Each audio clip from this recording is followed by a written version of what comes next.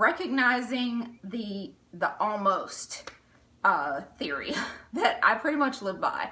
Like I said, because I couldn't reach my protein goals like easily, I became an almoster. You know, I would always say, you know, well, I almost got it, close enough, and I started to allow almost to be good enough, which when you're in the beginning stages, it doesn't seem like it's that big of a deal because a lot of other things that you're doing is still allowing you to see some progress. But eventually you kind of start hitting that brick wall and you're wondering, what is the deal with my progress? And you'll try, you know, everything but the right thing because it's like, you know what you need to do, but you won't do it. So like I said, I became an almoster. And by that, I mean, like, say if I set a goal for myself, because it was really, really hard for me in the beginning to even hit over 100 grams of protein. And so in the beginning, when I would set my goal at 100, if I got 60, 75, 80, I mean, like, I'm almost there. So that's pretty good, right? And of course that is when you're inching toward the number, but the point is to not stop actually trying to hit it. So put the goal at something that's reasonable for you, but don't, you know, settle constantly for almost. You know, and again, like, so I would set my goal for maybe a percentage of protein. So sometimes I would set it for, you know, like 25, 30%. I would set it for 30% up front, but then it seemed like, you know, I was coming nowhere near that. So then I would set it at 25%. So if I hit, you know, 23% protein, then I was like, yay, I'm good. And when I had it at 30%, if I hit 27%, it was always like, you know, I'm almost there. So then when you hit a plateau in your progress and you're trying to troubleshoot, if you're an almoster like me, then what happens is that you find yourself saying things like, well, I mean, my macros aren't perfect, but I should still be seeing some results. And I think that that's a big mistake that we make. Not that it has to be perfect all the time, but you should really be shooting for a goal that you actually plan on hitting. So if, you know, or if you're that type of person where you feel like I have to make the goal really high because I want to hit here somewhere, then make it high enough that you're actually hitting something that's productive for you. So a tip that I started doing, that I challenge some of you vets to do, if you're not doing this and you're an almoster like me, you've been doing this for a while and you're saying like, well, you know, it's not all the way there, but it's good enough. I challenge you to do this. And my clients, I'm sure you guys already do this because this is what I challenge them to do every week. And that is to take advantage of the pie chart on MFP. And I know a lot of us already do. You know, you look at the pie chart and you kind of see where you landed that day or whatever every once in a while. But my challenge to you is to use the 7-day pie chart.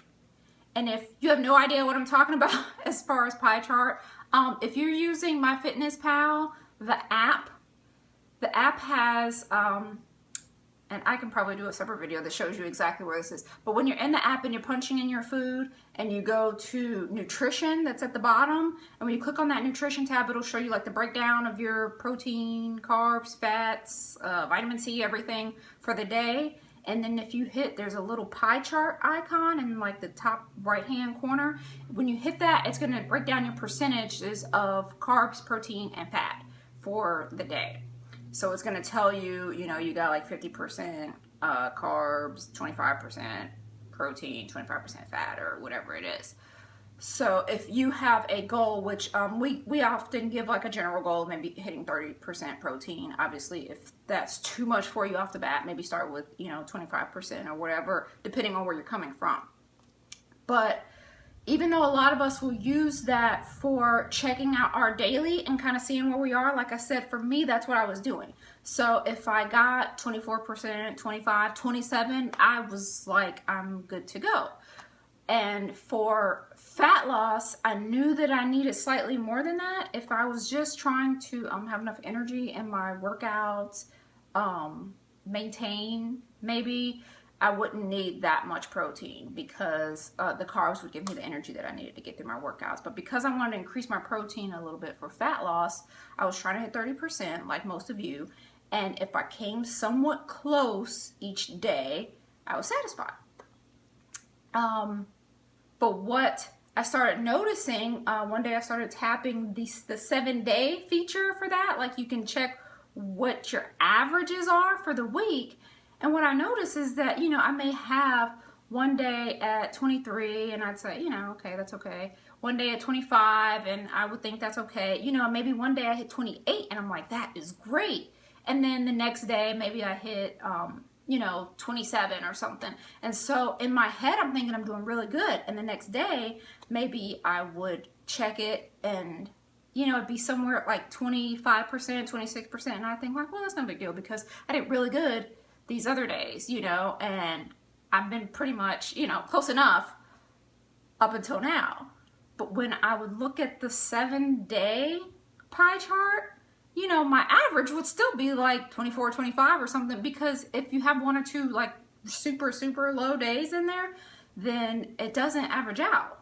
And so it started helping me to see how that, you know, one off day made a difference. And what that eventually allowed me to see was because I started getting in the habit of, because I knew that, okay, I'm looking to see what's happening on the grand scale as far as 7 days is concerned. And I don't just check it on every 7th day. Every day I'm checking to see how that affected my previous 7 days, because it, you know, it just keeps going. So like with my clients, I have them send me their you know, every like Sunday or Monday, I have them send me their 7-day chart because I want to know where they landed for the week. I don't really care about the day by day because days ebb and flow, and you won't really, one may not make or break you if you always know where you are in the grand scheme, because you can just, you know, the next day maybe you'll be really high. But if you're an almoster, it can really start to, you know, ruin your progress. So I actually take advantage of that 7-day chart and the daily chart after everything that I punch in. So for instance, I use the daily pie chart when I am punching in meals on Myfitnesspal. Once I punch in a meal, immediately after, like I punch in breakfast, I tap the pie chart. I just want to see what that meal looks like by itself, because it may be great. You know, it may show like 50% protein or something like that. And then I go and I put in the next meal and it may take me down to like 10% because it depends on what I'm eating. So I encourage you to get in that habit. If you're using Myfitnesspal, obviously I don't encourage you being like slave to the numbers or slave to, you know, your phone or whatever, because like I said, you know, most of the vets, you'll notice after a while, they kind of get away from logging altogether. So like for me, Myfitnesspal is just a check and balance system for me if I'm switching phases. So like when I start cutting, I start logging my food, and that's something that I pay very close attention to, is my percentages. So if you're shooting for a gram amount of protein, like 110 grams, 150 grams, 175 grams, I encourage you to find out what that looks like percentage-wise on your chart, because sometimes it's easier to look at that than just like the grand scheme, because you may just be looking at your protein totals and seeing like, am I getting enough grams? But you need to know how that affects everything else. And the reason why that's a big deal is because you may, especially with a lot of vegetarians, you may be eating something that's high in protein, but how is it affecting your overall chart? So something like bagels, you know, may have like 10, 12 grams of protein, and you think that's great, but then it also has like 50, 60 grams of carbs. So, you know what I mean? The scales are tilted a lot. So you want to start paying attention to how each meal kind of tilts the scales for you, so that you can use the tip that I mentioned in the previous video of kind of tilting them back. So that way, you know right away if your breakfast is, you know, puts you at like 10% protein, then that lunch or whatever, that snack or whatever the meal is that you're going to take advantage of to tweak your macros back, you punch that snack in and just see where it takes you. So for me, like I mentioned with the breakfast, I'll punch in whatever my breakfast is, if it's carby, and see where it puts my percentages for the day.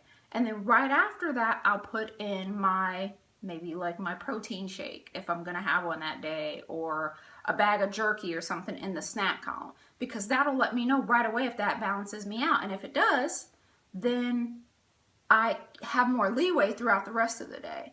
And I'm not finding out at the end of the day what happened.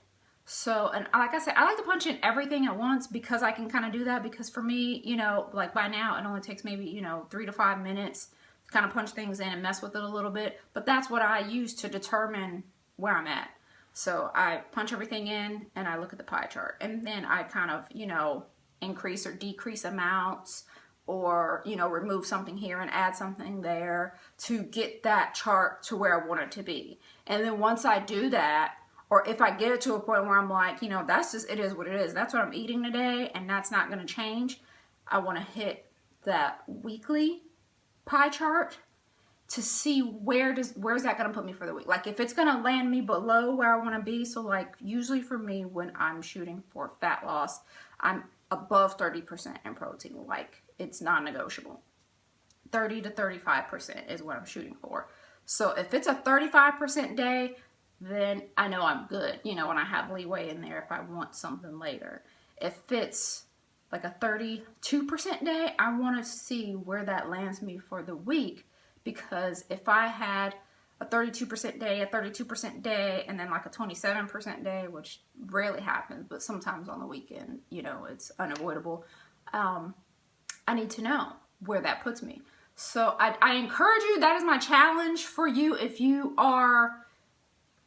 been a vet of EMTWO, you've been doing this for a long time, and maybe you're stuck, and maybe you're telling yourself that you can't hit the goals because you're punching in your meals at the end of the day, or because you're almost hitting it. You know, I just encourage you to try to, you know, be realistic with yourself by using the weekly pie chart. Where is that almost landing you for the week? Is it landing you almost close?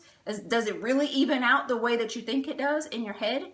If it doesn't, then maybe put in some of the other steps into action that I mentioned before, or some that I'm gonna try to give to some of the newbies later on. And if you are a newbie, then this is a great tool to use up front, because in the beginning you're using Myfitnesspal a bit more than some of us vets are, because we kind of like stray away from it. But that's something that it's good to try to get down from the beginning, because as you start seeing how everything you enter affects the whole, then you're not so bound to certain foods, and you realize that you can fit other things in, because it's just a matter of, you know, a couple of tweaks that will allow you to, you know, to have that thing without the guilt of it. So my clients already know this. They're sending it to me every week, you know, and if they're not, I'm harassing them like, where are you? Where are you right now for the week? Because that is always gonna show you the bigger picture. Don't stress about the day to day, but understand how your day affects your week, and understand how your meal affects your day. So always look at everything as part of the bigger thing, so that you're not so, you don't get into an all or nothing mentality, which by nature I'm like that. So that's why this was a tip that really, really helped me out, because it wasn't like, oh, I had this one thing, so I should just keep eating like that all day long, or, you know, oh, I had one really good day, so that should hold me in there for the rest of the week. So just learn how it all connects.